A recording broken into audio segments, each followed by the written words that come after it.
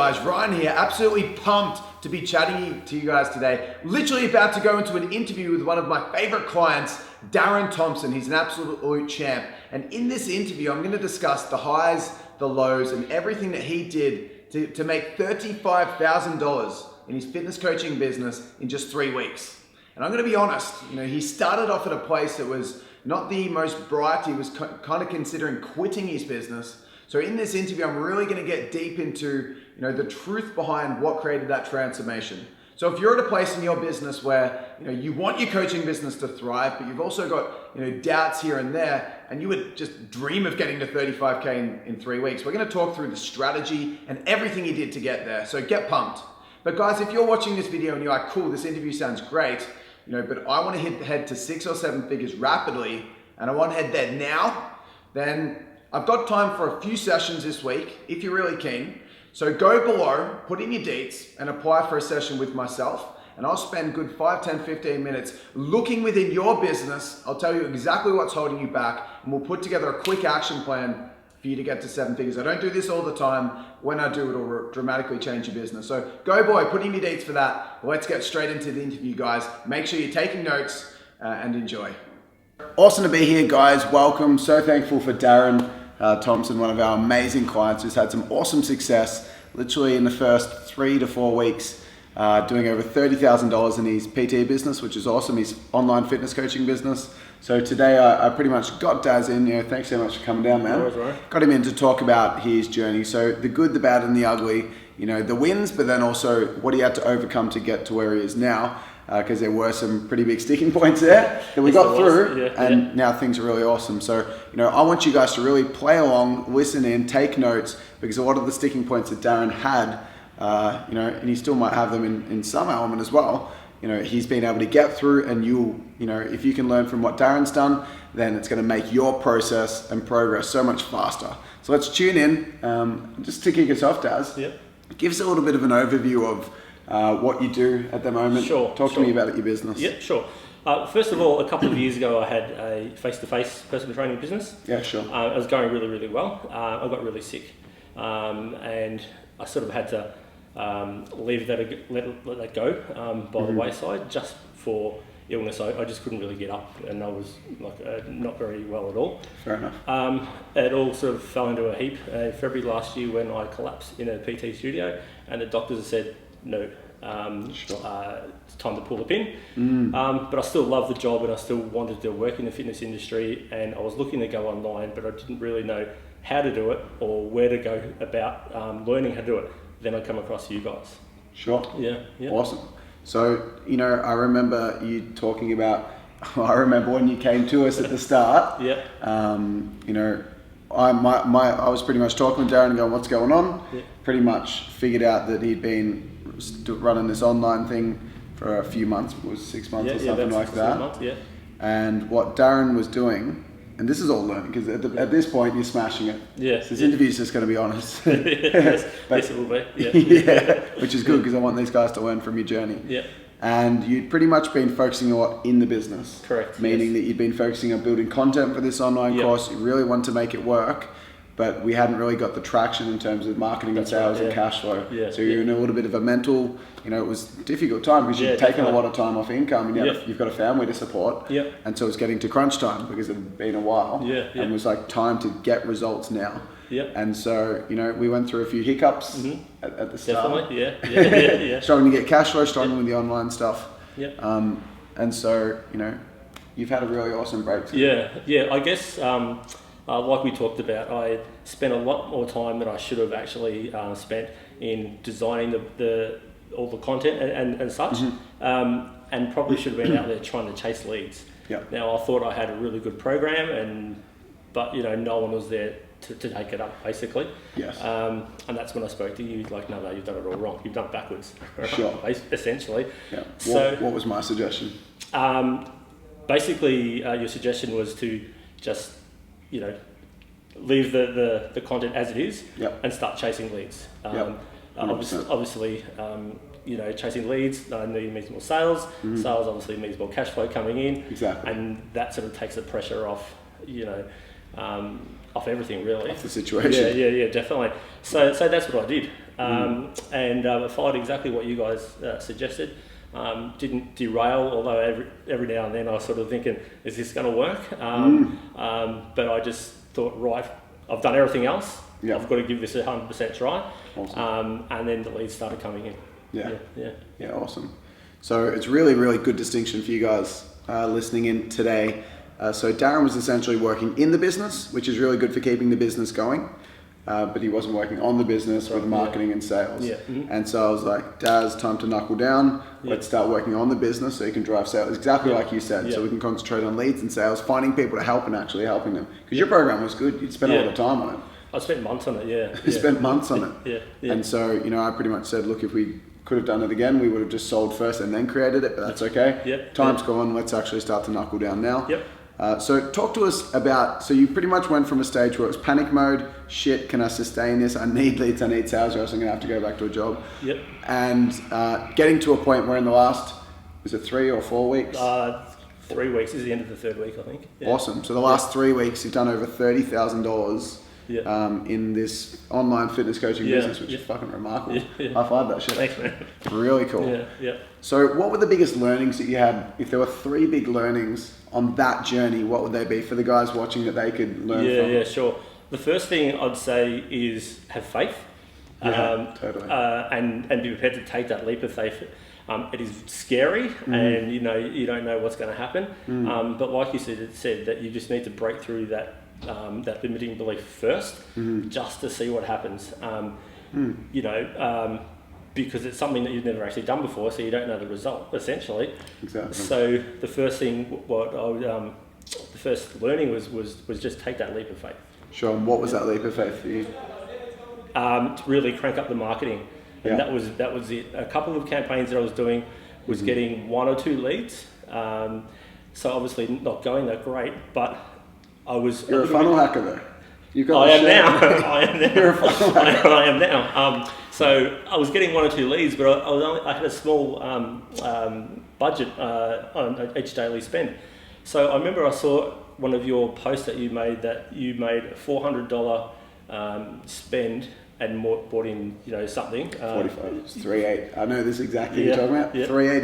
$382 spend, 45k return. Yeah, that's it. And I thought, I'm spending nowhere near $400, so I thought I'm just going to crank up the ad spend and let it go. And then the leads started to flying in there. So it was kind of I started to understand how Facebook advertising started to work, and I guess that's probably the second learning is how it actually works. Yeah, awesome. So this is really good for the guys watching as well. So have faith.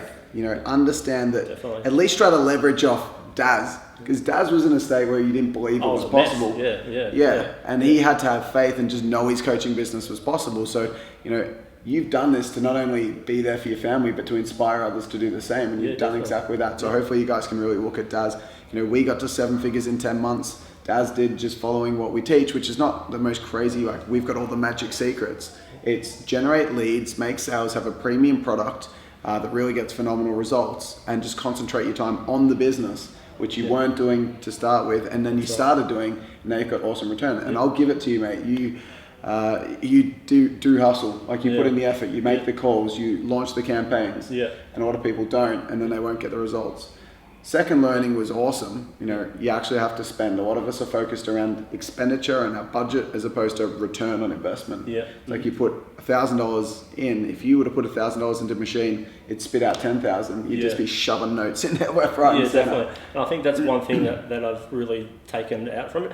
I used to speak to a lot of people who talk about click-through rate and all that sort of stuff, and I didn't really understand it. So all I knew is that over the 3-week period, I think I spent about $1,200 worth of Facebook ads. And This is over the last 3 weeks. And in return, it's got me 30,000. So, fuck yeah. So I'm more than happy to put another 1,000 in the next couple of weeks if I'm going to get that sort of return back. Exactly. It's like our budget's like $5,000 a week, but we don't spend enough. Like I want to be spending as much as we can, but we're getting too many leads to spend that. So it's around 1,000 or 2,000. But I'd be willing to spend. I want to outspend everyone. That's the goal. I did hear once, the person who's willing to spend the most will get the most. So awesome. I kind of use that theory as well. So, great quote. So you said that another takeaway that you had was actually how to approach your marketing. Can you try to kind of summarize to the guys watching the distinctions that you've got in relation to advertising online, that if someone's watching and maybe have dabbled with it or dipped their foot in, or are thinking about marketing online with their fitness coaching or any coaching business? Yeah, okay. What have you want? Yeah, okay. So the first thing I thought that I really need to know the practical way on how funnels work and building landing pages and things like that. And that's what you guys have done to teach. Sure.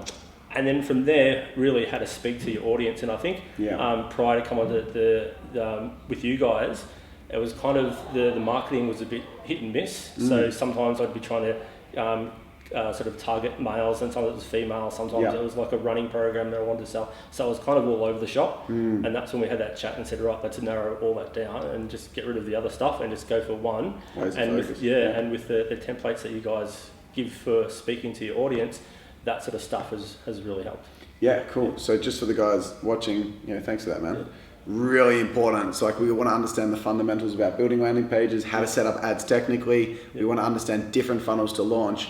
But what determines the success of all this is how well you speak to your audience. Because we all see it every day. We're all scrolling through Facebook. There are ads we just shove to the side, scroll past, don't even see. But then there's ones that we do see, because whoever that person is marketing that, got inside our head and put something out that actually appeals to us. Yeah, that's right. If there's something in front of us that we want, we'll freaking grab it. If we don't want it, we won't grab it. So the more we understand our market, the more we know what we can put in front of our audience that's going to make them go, fuck, I need that. And Daz is just talking about, we do a lot of work on understanding that niche and how to speak to that audience and how to do copy and stuff like that that's going to capture their attention. That's how we get really quick lead gen results. Yeah, so, cool, man. Yeah, definitely. Yeah. Awesome. So, awesome job so far. Great advice you've given. Thank you. We've spoken a lot about the positive and the wins and the learnings and stuff. Yep. Talk to us a little bit about the sticking points you had. If there were three kind of things that you found really challenging, that these guys might be finding challenging as well, maybe now or in the future with their journey. Talk to us about that. Yeah. Okay. One big thing was that if I launched an ad campaign and I got no leads or very little leads, it would really start to get me down. And think, and think this is not working. It's never really going to work. But there's something that you said that I really sort of like to use in my coaching business as well. Awesome. Is you need to detach from the long term and just keep ticking off these little things. And detach from the short term. Yeah, definitely. Once you start ticking off these little goals as you go, then it starts to lead into the long-term goal, which is exactly what's happened. Yeah, totally. It's so good, man. Yeah. It's like something that I just have to remind myself of all the time, because I was the same. Yeah. I would put so much weight and pressure on every little campaign that we launched to work, because I was so scared that maybe my dream wasn't possible, and I thought that if this little campaign didn't work, then what happens if that means that the whole business can't work? As opposed to realizing that you can control your growth, you can get to wherever you want if you're willing to do the work, and you have to not give a crap whether a campaign that you launch doesn't work. Just know that you're going to keep launching, which is exactly what you're doing. That's exactly right, yeah. And I guess one thing I was a bit afraid of prior to coming on as well was sale calls. So getting one or two sales calls means that I had to sell everyone to make money. Return, And when I'd go into that sales call, pretty nervous and thinking, well, I'm not going to, get the sale. Yeah. But then when the leads started to come in, even like the first 10, I didn't really make a sale, but at least I got 10 times to practice my sales pitch and talking to people. And by the time I actually got through those 10, I had another 40 or 50 to call, and plenty of practice. Plenty of practice, and then the sales started to come through. Awesome. So I think that was a big learning point. Yeah. Awesome. Because for us, just so you guys know, with what we teach, we pride ourselves on sales training. It's one of the biggest things that we do. Yeah. And we believe that everyone that we work with should be converting at a minimum 50%, preferably over 80%. And what I used to think about, the common trap is to think of sales about, like you're selling. It's like, I need to make this sale, or I need to get the cash. When you're focusing on that stuff, it makes it so difficult. Yeah, definitely. So what have the big mindset switches for you around selling been that have made a difference? There's one thing that you used to say is come from a place of abundance and come from a place of authority and come from a place of love. And I think those three things made a massive difference. So I didn't, every time I go into three nuggets right there. Every time I go into a sale, I kind of think about those 3 points. Awesome. I think, right, I'm not going to let this, if this sale doesn't go through, it's not going to bother me. I'm going to come and I'm going to, not be sort of, trying to chase the sale, if that makes sense. Yeah, totally. So that has made a really big difference. Yeah, awesome. You couldn't have got 3 better nuggets there. Yeah. Come from a place of abundance, meaning, don't put all your weight on this goal. Go in looking to give. If it doesn't work out, that's cool.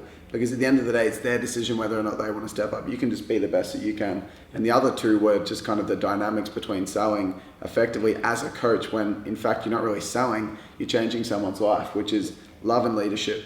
It's like you need to be a leader. You need to be able to tell them the truth. You need to be the one that's actually calling the shots for them as the authority, the one that actually has the answers. But you also need to become from a place of love where you care about them so much. You're willing to do whatever it takes to get them the result, to give them the information. It makes it so much easier going in with that goal of just giving. If it works out, awesome. If not, at least you gave. At least it's a positive call for them. There was a girl who just come on yesterday. I spoke to her last week. Yeah, awesome. And for the first time, and sort of we chased each other over the weekend. And she was supposed to sign up on Monday, and she rang me and said, look, her husband has decided that it's not right for her, basically. And the old husband trick. And anyway, so she sent me a message. So I sent her a message back saying, thanks for inquiring and thanks for your time, and it was great chatting to you. I'm really sorry that I can't help you, but if there's anything I can help you with in the future, that I can. And she said, great, thank you. And then she messaged back the other day and said, I want to join now. I said, so what's happened? And she said, just the way that you handled it. She said, you handled it like you were trying to help me and didn't take it as just a no thanks, and that's it. Yeah. So she signed the next day. And so she's on board. So yeah, that's pretty cool. Yeah. Cool, mate. So I can't remember the exact figures around it, but there was a day last week was there a day or a week that you made 13K in a day or something? Yeah. Tell us about that. I'll tell you it was January the 6th. He's got it in the diary, he's up on the wall. Yeah. So I keep a running tally of all the sales. So January 6th I made just under, so it was 12,994 or something in one day. So back-to-back sales. And the next week I backed it up with 9,000 in sales. So awesome. In 2 weeks it was just over 20. Yeah. And then I had a bit of a lull for a couple of days. Yeah, but this it's week, going to happen. Yeah, definitely. Yeah. There was a time where I had 70 leads from the last campaign, and I was just trying to chase them down effectively, and I couldn't get onto everyone. I figured it was the time of the year, so I let it go. Yeah. And then I've this week I've made another 7,000 in sales just this week. So that's awesome. With another 3 or 4 sales calls to go tonight and tomorrow. So far out. Yeah. It's going to be a big week. Yeah. So over 30K in 3 weeks. Yeah. 13,000 in one day. Yeah. How's that shifted your mindset from when you started? Oh, it's huge. Yeah. I feel invincible now. Like, it doesn't worry me. I've got awesome. The cash flow has eased everything up. At home, obviously, my wife's starting to see some money coming in, which is really cool. Hell yeah. Yep. So she loves that. And I guess I'm not like I'm working in a panic anymore. I feel like I can slow down. I can take my time with the marketing a little bit rather than trying to just rush it out and just get it out there. Yeah. Now I can think about it and think about what I want to say a little bit more. Yeah. So it has it's released a lot of pressure. How do you feel? I feel, because this is essentially the point that these guys are striving towards getting to, and you've happened so quickly for you. And for these guys that are just thinking in their head, fire, that sounds amazing, but I wish I could get there. What does it actually feel like to give them something to strive towards? Just guys, so it can happen quickly. It definitely can. I feel relieved. I feel like I'm not so tight-chested anymore. Awesome. I feel like I'm not sort of constricted. Just feel, every day I wake up with so much energy now and ready to take on more people and get more sales effectively, and help more people, of course. But it's just made my life so much easier, and I feel like I'm standing taller and walking a bit prouder and all that sort of stuff. Of course, you should be, mate. 30K in 3 weeks, what the fuck? It's awesome. Yeah. So I feel like what you've gone through perfectly articulates a situation that so many coaches get to but don't go through, and that is the fact that you're in this coaching business, because the stats are 81% of coaches fail, 19% survive, and of those, of the 100%, only 1% thrive. You're thriving at the moment. It's no longer about survival. Now you can chillax. Now you can start to really take things to that thought leadership point. which is super exciting. But so many families have this one person, might be the, you know, the mum or the dad, someone that's made a decision that I want to be a coach, I want to change lives. And it puts a lot of pressure on the rest of the family because most people don't understand it. It's a little bit different. And there's a whole lot of pressure. You're thinking in your head, well, I'm doing this coaching thing, but then the results are coming through and they're judging you. Yeah, you know? definitely. Yeah. So how did you find that process? And what were some things that kind of kept you going through that? Yeah, okay. I found it, you said it exactly. My wife was the same. She'd saw my face-to-face business go really well to not so well when I got sick. Yep. And she, stuck through that, and it was a really hard time for us. And she went back to full-time work, and then I sort of took over the dad duties. And now I'm starting to get the business back, and I guess she doesn't understand where it's coming from because she's in the ether. Yes, she's in that mindset of you go to work and you work from 9 to 5 in a nice good job, and you come home and then everything sort of just disappears, and then you come back, you go back to work again at 9 o'clock the next day. And that's not me, and it's never been me at all in any of the jobs I've had previous to this. And I've never been a 9 to 5er, and I've never been one to work for someone else. I've always wanted to do things what I want, and of course. It's always been like that. And that's kind of been a pretty hard thing to get through to my wife. And one piece of advice that I usually get, and we had some pretty like strict chats that were pretty hardcore, where you were at some low points saying you can fucking do this, step up, you got to make this happen, kind of stuff. It was pretty hardcore.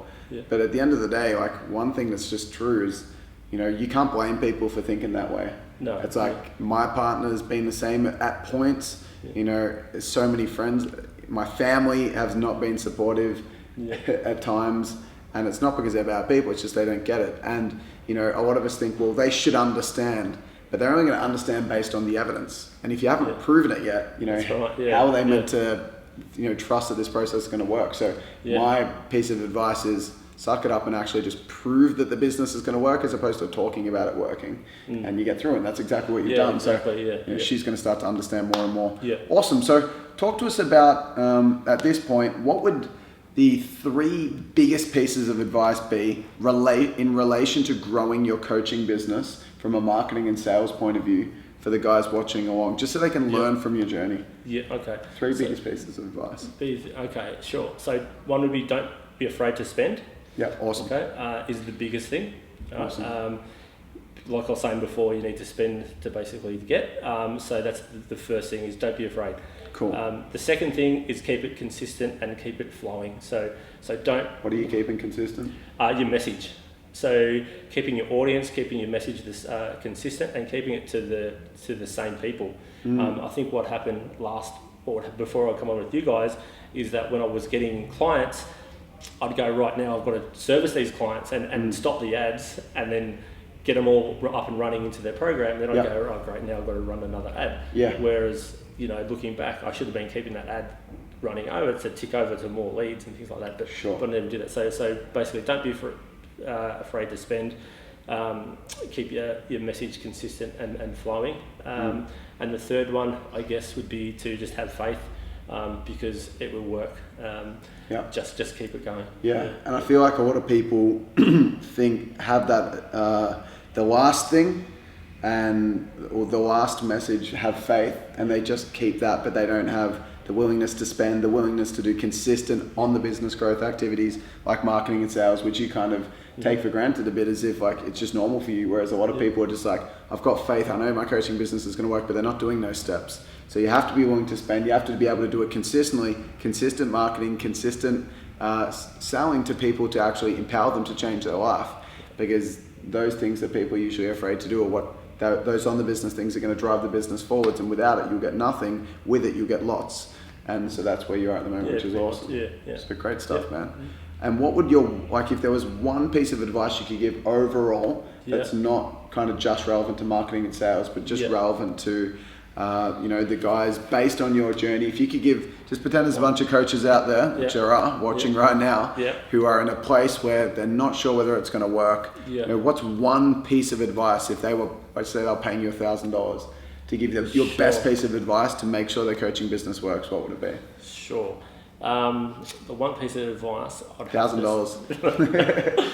I was expecting this question. I was thinking about it on the way up. There you go. Wasey cares. So the one bit of advice that I would say is, if you really do want to be a coach, then you really need to listen to what Ryan and the guys here say, because their processes work, their systems work, and it's proven, to me and to the other guys. So it's just really be prepared to do a lot of internal growing and go for it, because there's that you really are in your own way until you clear someone else like Ryan clears you out of your own way. Then or Zach, especially Zach. To basically get out of your own way is what I would say. Awesome, man. Yeah. Appreciate that. Yeah. Appreciate the plug. I didn't expect that at all. That's awesome. Yeah. So, really, really cool. Thank you so much for coming along. Yeah, nice. Thank you for being such an amazing client, because you really do implement, you make the most of it. You obviously you put a lot of work into what we do, and to see people implement and get awesome results is why we do what we do. So thanks heaps, man. No worries, thank you, man. Thanks. And for the guys watching, really, really cool. Thanks so much, Daz, because you guys can now see the sticking points, see that Daz work past them, use that for inspiration, and really push forwards and grow. You can do it. Awesome, guys. How cool was that? He's a bit of a funny character, Daz, but good that he's honest, and you just got a chance to look within his journey and see what it really took. I know it sounds big and ambitious and quite lofty, $35,000 in 3 weeks, but he legitimately did it. And that journey is something that I love talking about, because hopefully it gives you that inspiration to go out there and chase that yourself, because I know you can do it. But if you've kind of watched through that and you're like, yeah, those results are amazing, I want to learn how I can do that strategy-wise for my own business, then go below this video, guys. As I said, I've got time for a few sessions this week, so if you're really keen on getting to that next level and you don't want to wait, you're an action taker, you were born for greater things, but you want to make it happen now, then go below, put in your dates. I will help you identify what's holding you back, put together an action plan in terms of your structure so that you can get there knowing that you got the right structure, and also put in a marketing and sales action plan so you can get to 6 or 7 figures depending on what your goals are. I'll probably raise your standards a bit. So go below, put in those dates, and I can't wait to speak to you soon, guys.